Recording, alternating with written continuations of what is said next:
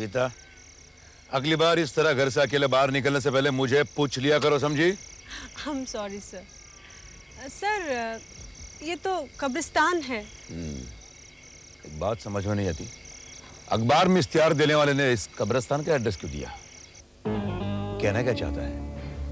या फिर गलत पता देकर किसी को गुमराह करना चाहता है?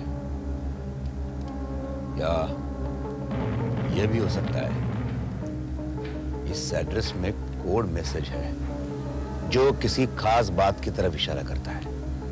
सर, वो क्या हो सकता है सर? वही तो पता लगा। ईश्वर चंद्र की मौत महज एक छोटी सी कड़ी है उस गुत्थी की जिसके सिरे तक हमें पहुंचना है। अगर ये सिरा मिल गया तो खुद ब खुद गुत्थी भी सुलझ जाएगी। ईश्वर ऐसा क्या जानता था जिसकी वजह से उसे अपनी जिंदगी से हाथ धोना पड़ा? हाय ये काफिर जवानी, लगता है मैं पूरी गजल ही पी गया हूँ। ये संगे मरमर से तरासा हुआ बदन, इसे देखकर तुझे ताजमहल न कहे तो क्या कहे। तो मस्ती करता है। देखो चमेली, तुम्हारे आने की खुशबू से हमारे ऑफिस से बाहर से आ जाती है। इतना तो बता दो चमेली, तुम्हारे खुशबू के करीब कब आऊं मैं? चुप मत। लगता है तूने रात को ज्यादा शराब पी रखी है, दिमाग खराब हो गया है तेरा। ये ले पैसे और इसे पेपर में छाप दे। उठ।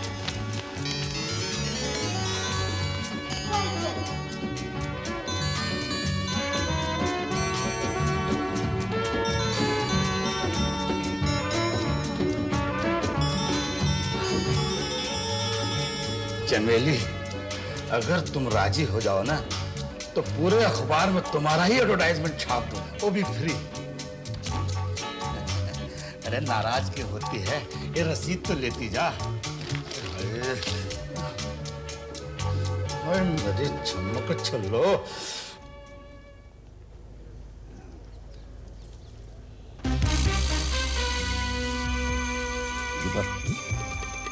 चमेली का पीछा करो। Yes, sir. और पता लगाओ वो कहाँ रहती है।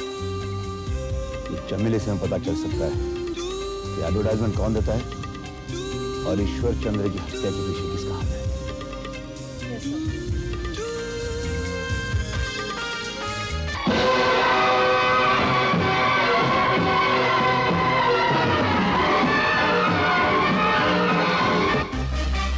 सर, चमेली एक मछेरन है और यहीं पर रहती है।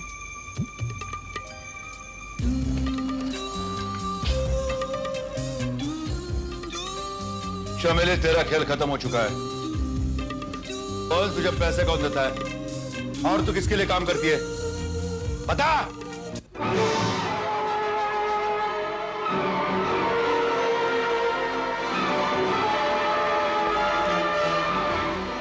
इसका तो खून हो गया सर। अजीब बात है। क्या सर? पहले ईश्वर चंद्र की लाश मिलती है जो कलर केमिकल्स में काम करता था। अब चमेली का खून हो गया है जो कलर केमिकल्स के पास में रहती है। Geeta, yes sir. ये कलर केमिकल्स कुछ नए नए रंग दिखा रहा है। चमेली, उसको कौन नहीं जानता साहब, उसका बहुत लफड़ा था। सुना था वो पेट से भी थी। पेट से थी? मतलब वो मां बनने वाली थी? टका था ना उसके साथ। प्लीज डोंट वरी सर, आपको आपका माल मिल जाएगा। अरे आपको माल नहीं देके मुझे अपनी नौकरी नहीं खोनी। जी please have patience. Yes yes I will send it across. Bye bye. Oh hello commander. Commander, वो ईश्वर के खून के बारे में कुछ पता चला? नहीं, अभी तक तो कोई पता नहीं चला, लेकिन बहुत जल्दी चल जाएगा। इस बार तो मैं आपके पास किसी और सिलसिले में आया हूं। Most welcome commander. कहिए मैं आपके लिए क्या कर सकता हूं? क्या आप चमेली को जानते थे? चमेली? कौन चमेली? अच्छा अच्छा, वो मछेरन। हाँ जानता था। वो अब जिंदा नहीं है। उसका खून कर दिया गया है। Oh no. कमाल। किसने खून किया उसको? भाई तो पता करने की कोशिश में हूं। क्या आप उसके बारे में और कुछ बता सकते हैं? कमांडर, मैं बैचलर हूँ। मुझे तीखी चीजें बहुत पसंद हैं और चमेली भी एक तीखी और मजेदार चीज थी। अफसोस वो नहीं रही। I'm really missing her. लोगों का कहना है कि वो गर्भवती थी। शायद आपने... कमांडर साहब, क्या मैं आपको शक्ल से इतना बेवकूफ या लापरवाह नजर आता हूँ? जी नहीं। Thanks for the compliment. And thanks for your precious time. Welcome.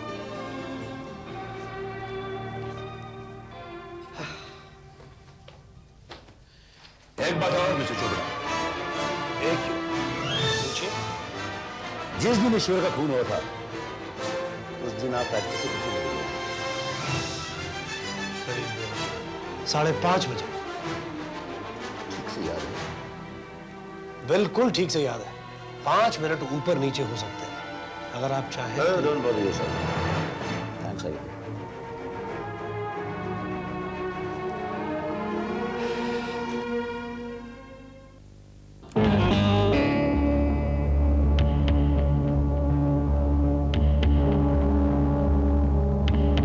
क्या सोच रहे हैं सर? यही कि पोस्टमार्टम की रिपोर्ट के अनुसार ईश्वर का खून 5 और 6 के बीच में हुआ था, लेकिन कंपनी के रिकॉर्ड्स बताते हैं कि ईश्वर शाम को 6 बजे कार्ड पंच करके घर गया था। इसका मतलब ईश्वर की मौत कार्ड पंच करने के बाद हुई? या फिर ईश्वर ने कार्ड पंच किया ही नहीं। ये कैसे हो सकता है सर? विदा मशीन शक्ल नहीं, सिर्फ कार्ड पहचानती है। लेकिन सर, चौकीदार ने ईश्वर को कार्ड पंच करते हुए देखा था। ये तो बात समझ में नहीं आती कि ईश्वर का खून कहाँ हुआ और चमेली के खून के साथ उसका क्या रिश्ता है। सर, बुद्धि सुलझने की बजाय और उलझती जा रही है। जिस दिन उसका छोर हाथ आ जाएगा सारे सवालों का जवाब भी मिल जाएगा। लेकिन उसका छोर है कहाँ?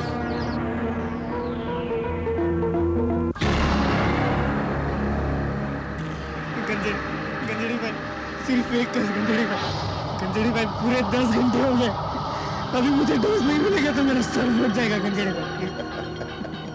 बच्चों, गंजड़ी फल नहीं गिनता, सिर्फ माल गिनता है। माल क्या है? जा माल ले आ, फिर डोज ले जा। गंजड़ी भाई, आज मेरे पास पैसा नहीं है गंजड़ी भाई। अच्छा, तेरे पास पैसा नहीं है तो मेरे पास माल नहीं है। गंजड़ी भाई, गंजड़ी भाई, मैं कसम खाता हूँ, मैं कल कुछ भी करके आपको पैसे दे दूंगा। ऐसे तो एक काम करना। हाँ, बोल बोल, क्या करूँ बोल। आज कसम खाकर ही चला ले, कल डोज मार लेना है। गंजड़ी भाई, मैं तेरे पाँव पड़ता हूँ। गंजड़ी भाई, गंजड़ी भाई, प्लीज मार दो मुझे। गंजड़ी भाई, मैं आपके लिए कुछ भी काम करूंगा। गंजड़ी भाई, कुछ भी? कुछ भी, पक्का? एकदम पक्का, एकदम पक्का। ऐसा क्या करता है? हाँ? पहले भी तो तेरे लिए काम किया है। डेंजर से डेंजर काम होगा तो भी कुछ भी करूंगा, पहले माल दे। तो तेरे लिए एक काम है मेरे पास। करूंगा, पहले माल।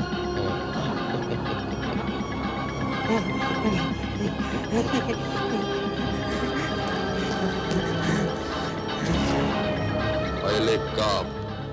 अच्छा, आपको ये छपानी है? अरे छापना नहीं है तो क्या मेरा हैंड राइटिंग दिखाने का है? हाँ, ये ले, चल पैसा ले और जल्दी छाप। चल, मेरे को रसीद दे। अच्छा, मैं साहब का साइन लेकर आता हूँ, तुम 1 मिनट बैठो। अरे यार, क्या करता है यार। गीता, या नॉवेल पढ़ना बंद करो। आज से तुम नॉवेल नहीं, क्लासिफाइड एड्स पढ़ोगी, और जिस विज्ञापन पर शक हो उसके बारे में मुझे बताना, समझी? Yes sir.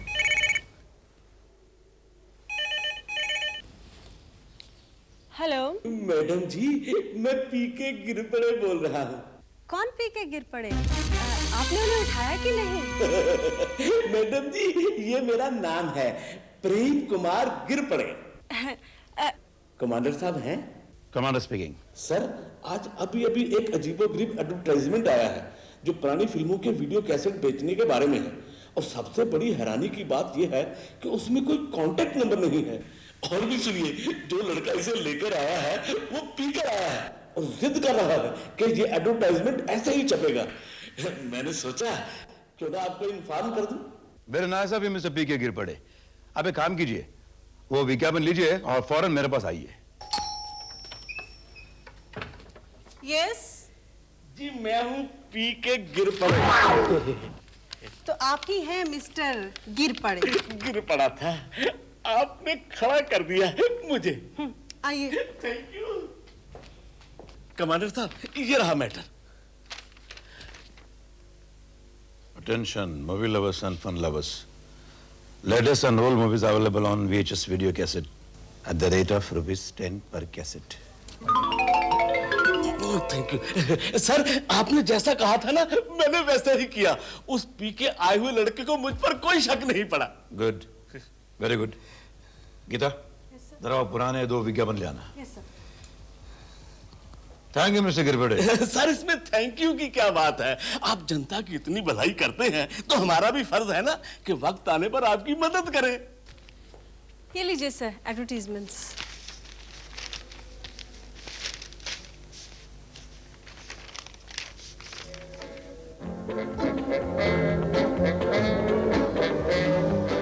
गीता, इन तीनों विज्ञापनों में एक बात कॉमन है, वो क्या है?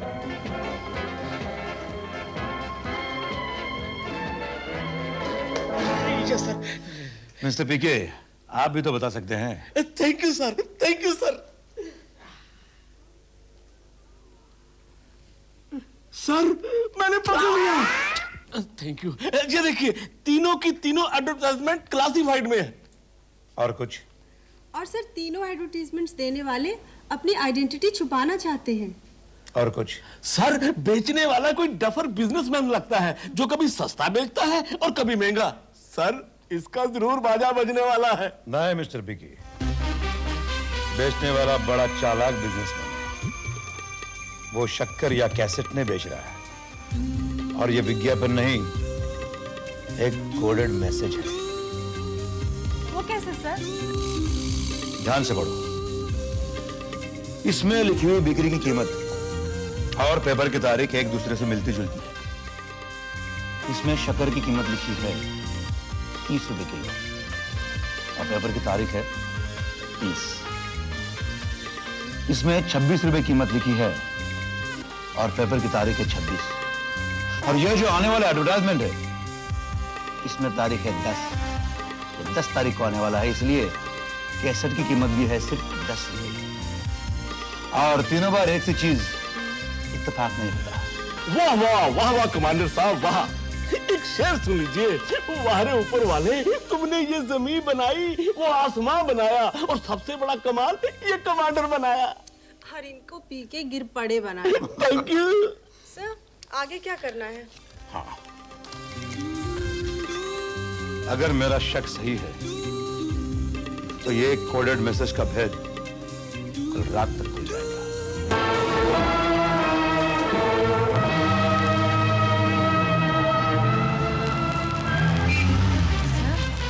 सर एडवर्टीजमेंट्स का भी ताल्लुक कलर्ड केमिकल से है। हाँ? सर आपने ठीक कहा था। पहले ईश्वर, फिर चमेली और फिर ये एडवर्टीजमेंट्स। ये कलर्ड केमिकल्स कुछ ज्यादा ही रंग बदल रहा है। सर इतना ट्रैफिक तो यहाँ दिन में भी नहीं देखा। क्या हो रहा है सर? गीता, तुमने एडवर्टाइजमेंट में शुगर पढ़ा था? हाँ सर। इसका मतलब है brown sugar. You mean drugs? Yes, colour chemicals का असली रंग है ड्रग्स स्मगलिंग। थोड़ा बकवास करो ताई। ये बकवास नहीं है, हकीकत है। भाई मिस्टर कमांडर, आप इस शहर के सबसे बड़े मशहूर वो पूरा चैता डिटेक्टिव है। जाहिर है कानून तो जानते ही होंगे, અને कानून पूरा चैता तो क्या खबर है, बिना सबूत किसी पर भी इल्जाम नहीं लगाया जा सकता। सबूत भी मिल जाएगा। एना मतलब कि हजू સુધી सबूत મળ્યો નહીં? अरे वन पहला सबूत गणिए पोए मुझे मुलाकात करे। वो मुलाकात भी बहुत जल्दी होगी। Good bye. चलियो आए। अरे लाल की चट बोलूं।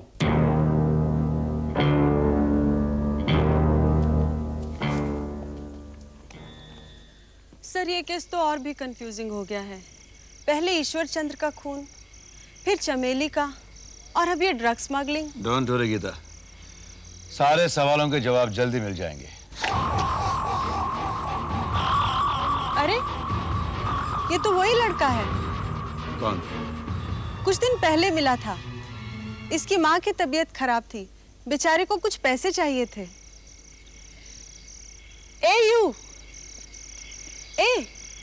तुम्हारी माँ की तबीयत ठीक है ना? कौन, मैं? हाँ तुम्हारी माँ की तबीयत ठीक है ना? कौन सी माँ, क्या बोलती है? अभी क्या बोलेगा, अभी क्या ठीक है मैडम। वो डॉक्टर ने दवाई लाने के लिए कहा है, वो पैसा नहीं है ना, वो no money sir, no money sir. है पैसा, लाओ सर। ये लो sir. Thank you sir, thank you sir. Sir आपने उसे पैसे क्यों दिए? साफ पता लग रहा था कि झूठ बोल रहा है। पिछली बार मुझसे भी झूठ बोलकर पैसे ले गया। गीता, अपनी आंखों का इलाज करा लो। उसके गले में सोने की चेन थी और उसमें दिल का पेंडेंट भी था। उसके ऊपर ईश्वर लिखा हुआ था। गीता, हमें छोर मिल गया।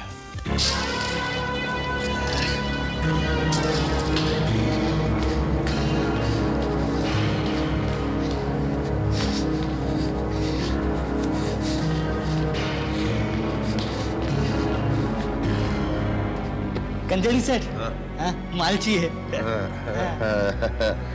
आओ राजू भाई आओ। क्या बात है, आजकल बहुत हाथ की सफाई कर रहे हो। ये तो सिर्फ बोले थे क्या? लगता है जब का दिन बहुत अच्छा है। चल माल निकाल। ये भी ना बात। राजू भाई, अरे गंजेड़ी का काम ही है लोगों को सूख देना। जहर सुख कब बन गया?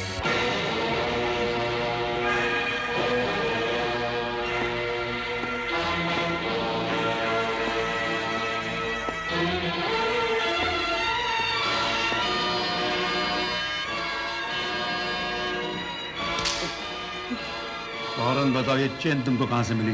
कौन सी चेन साहब? वही जो तुमने गले में पहन रखी है।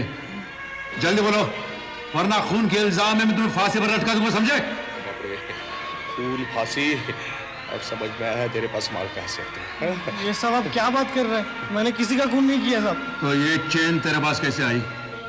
ये चेन, हाँ, मुझे गंजीली ने दी थी। क्या फेंकता है बे? मैंने कब थी? कसम खा, तो मैं कसम खा के बोलता हूँ, मुझे चेन के बारे में कुछ नहीं मालूम। सच हाँ, सब याद है। हाँ याद है, देखो। ये चेन उस दिन मिली जिस दिन मैं गंजड़ी के साथ था। कहाँ मिली थी?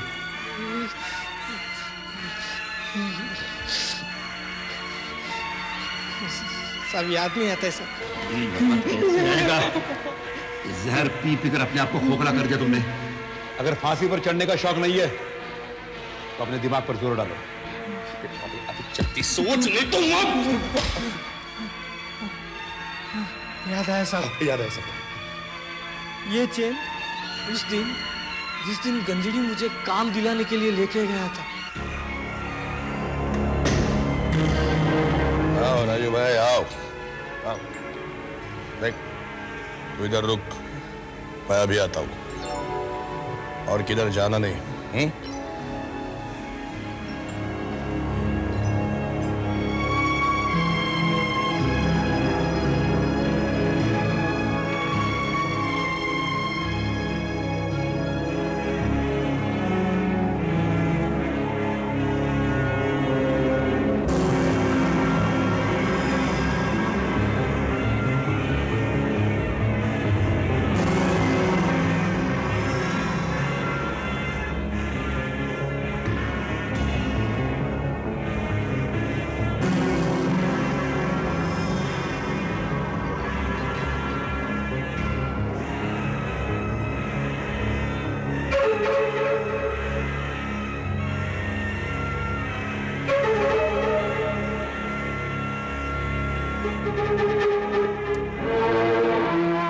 ये चेन मुझे फैक्ट्री में से मिला था। हाँ।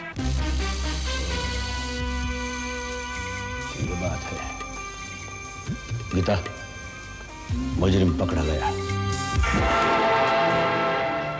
पार्टी को फोन कर दिया? जी हाँ लालजी सर। कंसाइनमेंट कड़े होने वाले हैं सर। हमारी पनवेल फैक्ट्री का प्रोडक्शन बहुत लो है। अगर वो ठीक हो जाए तो मैं समझता हूँ कि 1 हफ्ते के अंदर हम माल की सप्लाई कर सकते हैं। अरे तू फरी पास अच्छी रही हो बा? अरे कमांडर, तुम मेरा पीछा क्यों नहीं छोड़ते? मैं मुजरिमों का पीछा कभी नहीं छोड़ता। तुम कहना क्या चाहते हो? लाल जी, तुम्हारी फैक्ट्री दरअसल ड्रग स्मगलिंग और डिस्ट्रीब्यूशन का सेंटर है। अखबार के क्लासिफाइड एड्स में कोडेड मैसेज भेजे जाते हैं ताकि अगर कंसाइनमेंट आए तो थोड़ी देर के लिए फैक्ट्री के गोडाउन में रखा जा सके, और उसके बाद रात में शहर के तमाम डीलर आते हैं और अपना अपना माल ले जाते हैं। और एक दिन ये बात तुम्हारे फैक्ट्री के स्टोर ऑफिसर ईश्वर चंद्र को समझी तो उसका खून कर दिया गया। उसके बाद चमेली एडवर्टाइजमेंट भेजने वाले का नाम बताने वाली थी तो उसका भी खून कर दिया गया। कमांडर, तुम मुझ पर झूठा इल्जाम लगा रहे हो। अरे हम बिजनेसमैन ही हैं, कोई ड्रग स्मगलर का खून ही नहीं। अरे ईश्वर और चमेली के खून के बारे में मुझे की खबर नहीं भाई। मैंने कब कहा उन दोनों का खून तुमने किया? क्या मतलब? इन सब के पीछे इसका हाथ है। कमांडर, क्यों झूठ बोलकर एक शरीफ आदमी को बदनाम कर रहे हो? तुम जैसे शरीफ लोगों ने इस देश में जहर फैलाकर इस देश के नौजवान पीढ़ी का नाश कर दिया है। चोपड़ा, तुम अपने आप को खूब अक्लमंद समझते हो, इसलिए गलती कर दी। जब मैं तुम्हें पहली बार मिलने आया था तब, और बाद में ये पता चला कि वो ड्यूटी खत्म कर शाम को 6 बजे अपने घर चले गए। और जब मैं तुम्हें मिलने दूसरी बार आया था तब तुमने कहा था जिस दिन ईश्वर का खून हुआ था उस दिन आप फैक्ट्री से कितने बजे गए थे? करीब 5:30 बजे। ठीक से याद है? बिल्कुल ठीक से याद है। 5 मिनट ऊपर नीचे हो सकते हैं। हाँ, मैं वहां से 5:30 बजे निकल गया था। चोपड़ा, जब तुम फैक्ट्री में 5:30 के बाद थे ही नहीं तो तुमसे किसने आकर कहा कि ईश्वर 6 बजे जा चुके हैं? और अगर ईश्वर 6 बजे जा चुके थे तो वहां झाड़ियों में लॉकेट क्या कर रहा था जो इतने दिनों बाद राजू को मिला? पोस्टमार्टम की रिपोर्ट के मुताबिक ईश्वर की मौत 5 और 6 के बीच में हुई है। अगर ऐसा है तो 6 बजे ईश्वर कार्ड पंच करके कैसे जा सकता था? चोपड़ा, इंसान झूठ बोल सकते हैं, लाशें नहीं। अगर अब भी तुम्हें सबूत चाहिए तो जाओ उस चौकीदार को बुलाओ जो शुरू से झूठ बोलता आ रहा है कि ईश्वर को जाते उसने देखा था, क्योंकि चंद रुपए ने उसका मुंह बंद किया था।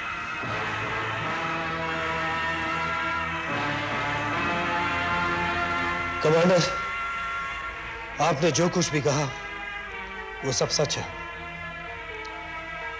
उस दिन ईश्वर मेरे पास आया था। चोपड़ा साहब जल्दी चलिए। क्या बात है ईश्वर? सर, हमारे गोडाउन में ब्राउन शुगर है। दोपहर तक नहीं थी। मैं चाय पीकर कैंटीन से वापस आया तो वहां बक्से रखे थे जिसमें ब्राउन शुगर है। तो इसमें इतना परेशान होने की क्या बात है? रात की ही तो बात है। सुबह तक सब ठीक ठाक हो जाएगा, तुम जाओ। ये क्या कह रहे हैं आप सर? ये गैरकानूनी काम है। मैं चुप नहीं रहूंगा। मैं लालजी सेठ से आपकी शिकायत करूंगा। अरे रुको तो सही। मैं तो तुम्हारा इम्तिहान ले रहा था कि तुम कितने वफादार हो। चलो आप देखते हैं। हाँ?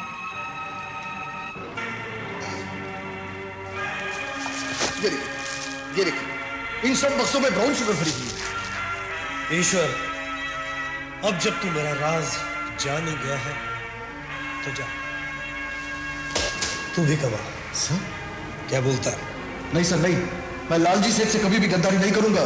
क्या? कभी गद्दारी नहीं करेगा? नहीं सर। देखिए सर। और उसके बाद मैंने उसकी लाश को फैक्ट्री की ड्रेनेज में फेंक दिया। ठीक 6 बजे मैंने ईश्वर का कार्ड पंच किया ताकि ये रिकॉर्ड में रह जाए कि ईश्वर 6 बजे फैक्ट्री से निकल गया। उसके बाद जब आप इस केस के लिए तहकीकात करने आए तो मुझे डर था कहीं आप क्लासिफाइड एडवर्टाइजमेंट के बारे में राज ना जान जाए। जब मैंने चमेली को न्यूज़पेपर के ऑफिस भेजा तो मैंने उसका पीछा किया।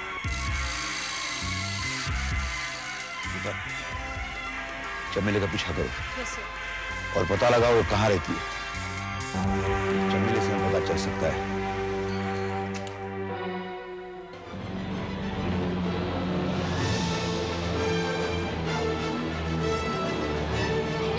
बापू जी आप आइए ना।